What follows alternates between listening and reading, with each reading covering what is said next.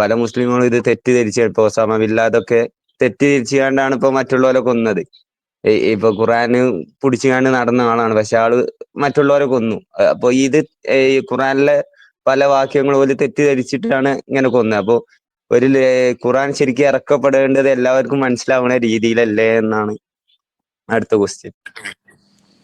ഖുർആൻ ഇറക്കേണ്ടത് മനസ്സിലാകുന്ന രീതിയിൽ തന്നെയാണ്, അങ്ങനെ തന്നെയാണ് ഖുർആൻ ഇറക്കിയിട്ടുള്ളത്.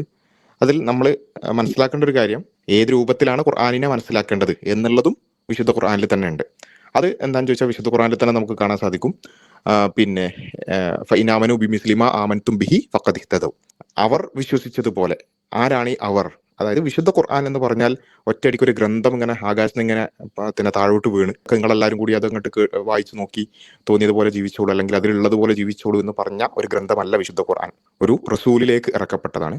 ആ ഇറക്കപ്പെടുന്ന ഒരു സമൂഹവും അവിടെ ഉണ്ടായിരുന്നു. ആ സമൂഹത്തെ ചൂണ്ടിക്കൊണ്ടാണ് വിശുദ്ധ ഖുർആൻ പറയുന്നത് ഫഇനാമനു ബിമിസ്ലിമ ആമൻതും ബിഹി ഫഖദ് ഇഹ്തദൗ. എന്താണ് ഓരോ ആയത്തുകളുടെയും താല്പര്യം എന്നുള്ളത് റസൂൽ വിശദീകരിച്ച് തന്നിട്ടുണ്ട്. അങ്ങനെ ഒരാൾ വിശദീകരിച്ചു തന്നു എന്ന് മാത്രമല്ല, ആ വിശദീകരണം അനുസരിച്ച് ജീവിക്കുന്ന, അതിനെ ഖുർആൻ പ്രാവർത്തികമായി ജീവിക്കുന്ന ഒരു സമൂഹത്തെയും എന്ത് ചെയ്തിട്ടുണ്ട്? വിശുദ്ധ ഖുർആൻ കാണിച്ചു തന്നിട്ടുണ്ട്. വിശുദ്ധ ഖുർആനിലും ഹദീസുകളിലും കൃത്യമായി പറഞ്ഞു വന്നു.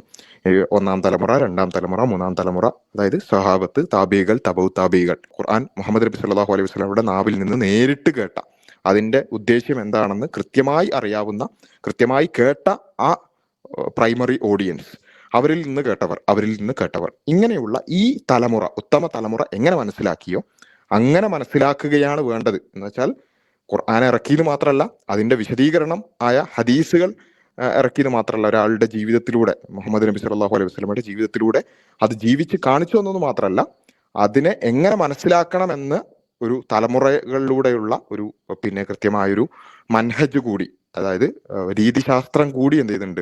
വിശുദ്ധ ഖുർആൻ പഠിപ്പിക്കുന്നുണ്ട്. ഈ രീതിശാസ്ത്രത്തിലൂടെ ഒരാൾ ഖുർആൻ വായിക്കുകയാണെന്നുണ്ടെങ്കിൽ, അതായത് ഖുർആൻ പറഞ്ഞതുപോലെ ഒരാൾ ഖുർആൻ വായിക്കുകയാണെന്നുണ്ടെങ്കിൽ, പിന്നെ അവിടെ ഒരു പ്രശ്നത്തിന് അല്ലെങ്കിൽ ഏതെങ്കിലും തരത്തിലുള്ള കൺഫ്യൂഷനോ വകുപ്പില്ല. അങ്ങനെ ഒരാൾ ഖുർആൻ വായിച്ചിട്ട് അവിശ്വാസിയെ കൊല്ലണം എന്നൊരാൾക്ക് കിട്ടൂല.